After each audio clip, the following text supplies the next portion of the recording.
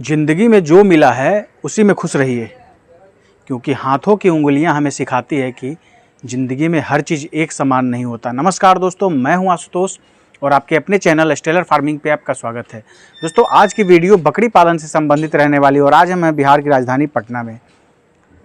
काफ़ी इनोवेटिव सोच के व्यक्ति हैं और बकरी पालन अभी हाल फिलहाल में ही इन्होंने शुरुआत की है। बात करें तो वर्ष 2021 में ही बकरी पालन ये जुड़े हैं।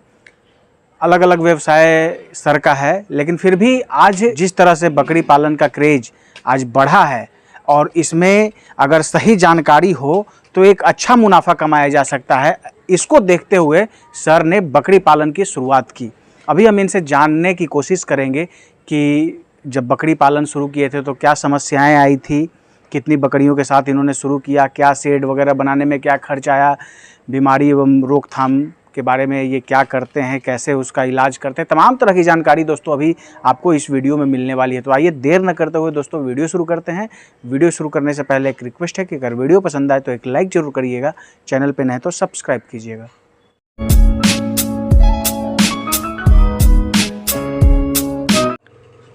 सर, हमारे चैनल पर आपका स्वागत है। बहुत बहुत स्वागत आशुतोष जी आपका हमारे फार्म हाउस पे। बहुत बहुत शुक्रिया आपका कि आप आए गोट फार्म पे हमारे।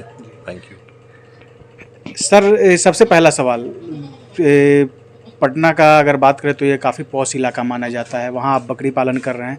हालांकि अगर आप इसको रेंट वगैरह पे लगाते तो इससे कई गुना ज़्यादा आपको मुनाफा आता। कारण क्या था सर? रेंट पे आप अपनी मर्ज़ी से लगा तो सकते हैं, लेकिन जब आपको ज़रूरत पड़ेगी उस जगह की तो आप उसको खाली नहीं करा सकते हैं, जो आज की सिचुएशन है। लेकिन और बकरी पालन जो आप कह रहे हैं, जो हम यहाँ पर कर रहे हैं, वो हमारा शौक़ है बहुत पुराना, बहुत दिन की ख्वाहिश थी हमारी, जो आज पूरी हो रही है। आप लोगों के सहयोग से, सुधीर सर हैं और जितने भी लोग हैं उन लोगों के यूट्यूब देख करके उससे हमको भी हौसला हो कि हम भी कर सकते हैं इस काम को। तो ये हमने शुरू किया है, तो ये हमारा शौक़ भी है और फ़ायदा तो है इसमें, जो कि जैसा तक मुझे पता चला है आज तक, जैसे मैंने देखा है लोगों को जो भी कर रहे हैं इस काम को, फ़ायदा तो है, तो तरक्की तो कर रहे हैं सारे। सर, देख रहा हूँ कि आपका फार्म नीचे भी बड़ा है और यहाँ भी, उधर अगर बाड़े की बात करें पीछे की साइड तो वहाँ खाली है, तो दो जगह करने की क्यों ज़रूरत पड़ी? देखिए, बकरियां जो हैं आपस में लड़ाई बहुत करती हैं, इसलिए मुझे प्रॉब्लम होती है इस वजह से कि गाभिन बकरियां जो हैं एक साथ रहती हैं तो लड़ती बहुत हैं, उससे नुकसान होने का चांसेस रहता है। तो मैंने इसलिए इसको अलग अलग बैरक बनाया, यहाँ पे अलग अलग इनका कंपार्टमेंट बनाया है कि जो गाभिन बकरियां हैं वो ऊपर रहती हैं और जो बच्चे दे चुकी हैं, जिनके बच्चे 3 महीने के हो गए हैं, टीकाकरण हो गया है, उनको मैं पीछे नीचे शिफ्ट कर देता हूँ। वो अपना वहाँ पर रहती हैं, बच्चे दूध पिए, उसके बाद वो प्रेग्नेंट होती हैं। फिर जब नज़दीक आएगा, बच्चा होने का टाइम आएगा, फिर मैं उनको ऊपर ले आऊँगा। और जो पीछे जो आप बता रहे हैं वो जो खाली हमारा जो भी है, उसमें मुझे खस्सी तैयार करना है। उसमें मुझे खस्सी बकरा जो है, बधिया वाला जो बकरा होता है वो तैयार करके वहाँ उसमें रखना है, इसलिए इस तरह से हमने अलग अलग बना रखा है इसको।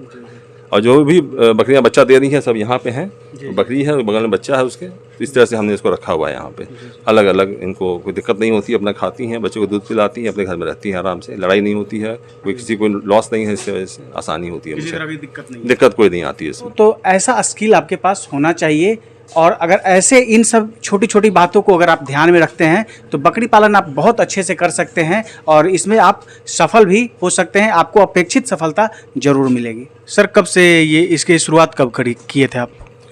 एक्चुअली ये शुरुआत तो मेरी बहुत पुरानी है, लेकिन इस बार जो ये गोट फार्म जो हमने बनाया है ये किया हमने मार्च 2021, इसी साल मार्च में हमने स्टार्ट किया इसको। इससे पहले हमारे बकरियाँ थीं बहुत पहले, फिर पढ़ाई और इसके कारण इसको हटाना पड़ा मुझे बकरियों को। उसके बाद फिर हमारी बहुत पुरानी ख्वाहिश थी ये, तो ऊपर वाले ने इसको पूरा किया है। आज मार्च से हम इसको कर रहे हैं और ठीक ठाक चल रहा है। मतलब पहले से कर रहे थे, अगर हम बात करें कॉमर्शियल तरीके पे, तो अब जाके ये शुरुआत की है आप? हाँ, कमर्शियल इसको कह सकते हैं आप, कमर्शियल है ये, अभी शुरुआत हुई है इसकी कमर्शियल तौर पर इसकी। बात करते हैं सर, कितनी बकरियों से इसकी शुरुआत आप किए थे? मैंने लाई थी 16 बकरियां लाई थी, एक ब्रीडर लाया था मैं, इसे स्टार्ट किया था हमने। 16 प्लस 1 लाए थे हम। लगभग कितना खर्च आ गया होगा सर, अगर बकरी का सिर्फ बात करें तो? बकरी और ब्रीडर को अगर आप लें तो मुझे 1,70,000 के आसपास के करीब पड़ा था मुझे। मतलब अगर औसतन बात करें तो 10,000 का एक बकरी लगभग 10,000 एक बकरी। तो वेट के हिसाब से मिलती है ना, तो कोई 10,000 की, कोई 9,000 की, कोई 12,000 की, तो आगे पीछे कर 1,70 के आसपास के करीब पड़ा था मुझे कॉस्ट। कौन कौन सा नस्ल है सर आपके पास अभी? मेरे पास बर्बरी, ब्लैक बंगाल है और एक सिरोही है। बात करें सर अगर खिलाने पिलाने की, तो आहार प्रबंधन की क्या व्यवस्था है आपके पास? आहार के तौर पे हम इसको भूसा देते हैं, खेसारी का और मसूर का, और जौ देते हैं खाने के लिए, मकई का दर्रा देते हैं, और खुराई देते हैं चने की और खेसारी की, और इसमें मिनरल मिक्सचर है, चोकर है, सोडा है, नमक है, ये सब अपनी जगह पर वो पड़ता है बराबर इसको। खिलाने वगैरह में सर कितना खर्चा जाता होगा? देखिए कैलकुलेट करना तो बहुत मुश्किल है, लेकिन जिस तरह से हम खिला रहे हैं, कोई हरा चारा तो हमारे पास एक भी नहीं है, आप तो देख ही सकते हैं यहाँ पर नहीं है, तो हम मुझे लगता है कि 30-32 रुपए के आसपास पहुँच जाता है ये एक बकरी पे। एक बकरी पे यहाँ पे। सर बात करें कि जैसे अगर आप हाई डेंसिटी में अगर बकरियों का पालन करते हैं तो रोग बीमारी का जो है वो खतरा बना रहता है, तो इसके लिए क्या व्यवस्था आपके पास है?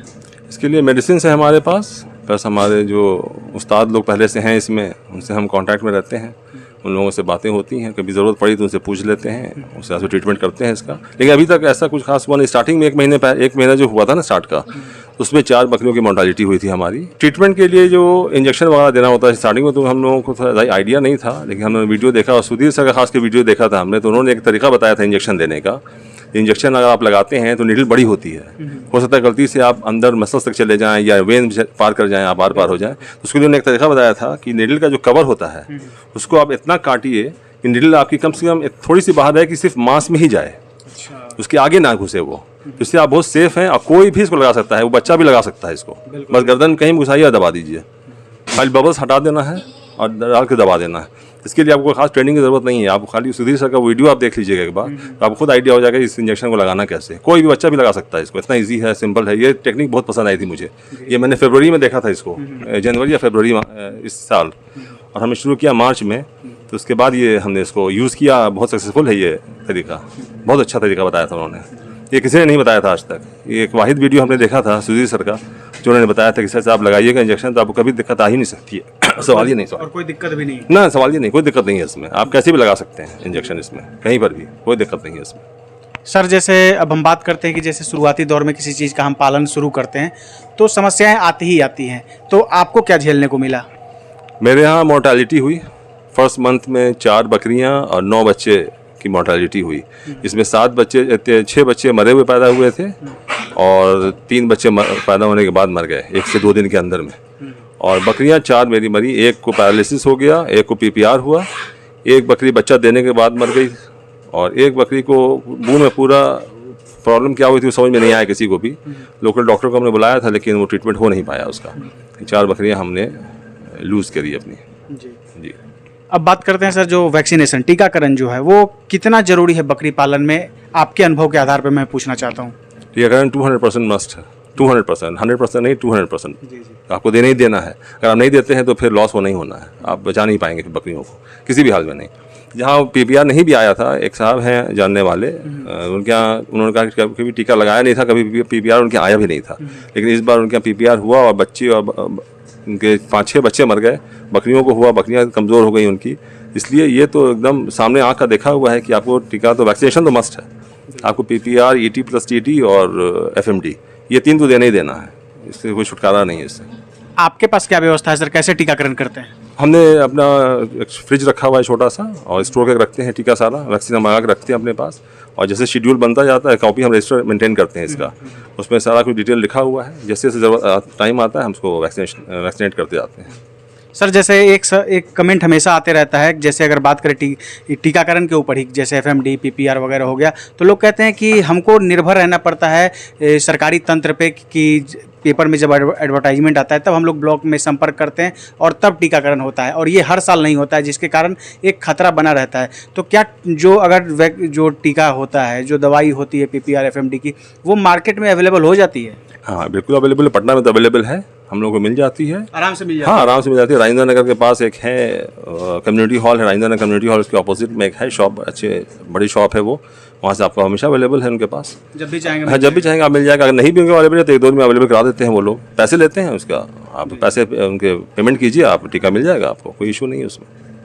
तो दोस्तों देखिए, एक काफ़ी अच्छी बात सर ने बताई। बहुत सारे आप लोग में से कोई कमेंट करते रहते हैं, तो ऐसा नहीं है, आप थोड़ा सा जानकारी के अभाव में आपको ऐसा करना पड़ता है, तो इसलिए थोड़ा सा जानकारी जुटा लें। और जहाँ भी आपका, अगर बात करें ज़िले की, तो आप जिस ज़िले से हैं अपने कम से कम ज़िले में जाएंगे, शहर में जाएंगे, तो वहाँ आपको कहीं ना कहीं व्यवस्था हो जाएगी। ऐसा नहीं है आज जो है, अब क्योंकि बकरी पालन काफ़ी प्रचलन में है, तो चूँकि कंपनियाँ भी चाहेंगी कि हमारा मेडिसिन जो है वो ज़्यादा से ज़्यादा सेल हो, तो आराम से इसकी अवेलेबिलिटी मार्केट में उपलब्ध है।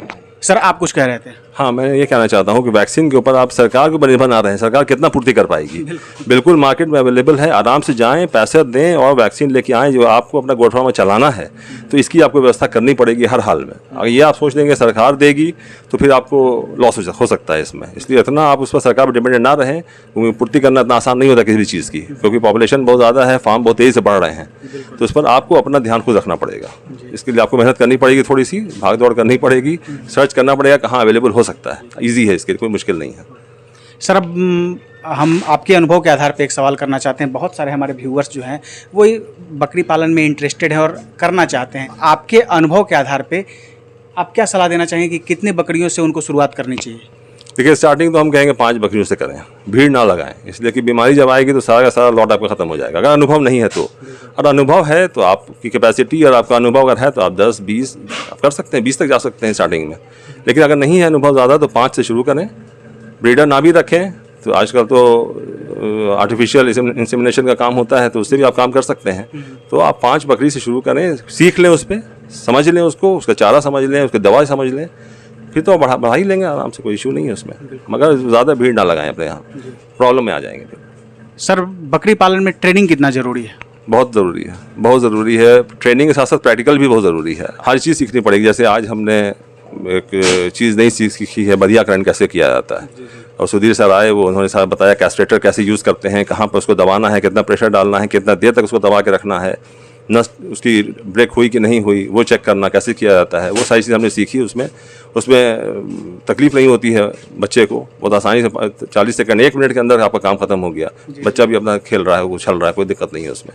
इसलिए ये सब चीज़ ट्रेनिंग बहुत ज़रूरी है। अगर आप फार्मिंग करना चाहते हैं तो आप दूसरे पर डिपेंडेंट होकर नहीं कर सकते हैं, आपको खुद भी बहुत कुछ आनी चाहिए इसमें, तभी आप कर सकते हैं। बहुत बहुत धन्यवाद सर, अपना समय देने के लिए और इतनी महत्वपूर्ण जानकारी देने के लिए। बहुत बहुत धन्यवाद आशुतोष जी, आपका यहाँ आने का बहुत बहुत धन्यवाद। Thank you. दोस्तों ये थे होदा साहब, काफ़ी अच्छे से सर बकरी पालन का काम कर रहे हैं और इस फार्म का संचालन जो है वो काफ़ी अच्छे तरीके से कर रहे हैं। अभी सर मार्च 2021 में ही इसकी शुरुआत किए थे और आज अच्छे से बकरी पालन का काम कर रहे हैं। काफ़ी अच्छी जानकारी भी रखते हैं। दोस्तों आशा है ये वीडियो आप सबको काफ़ी पसंद आई होगी। अगर पसंद आए तो एक लाइक ज़रूर करिएगा, चैनल पे नए तो सब्सक्राइब कीजिएगा। Thank you for watching.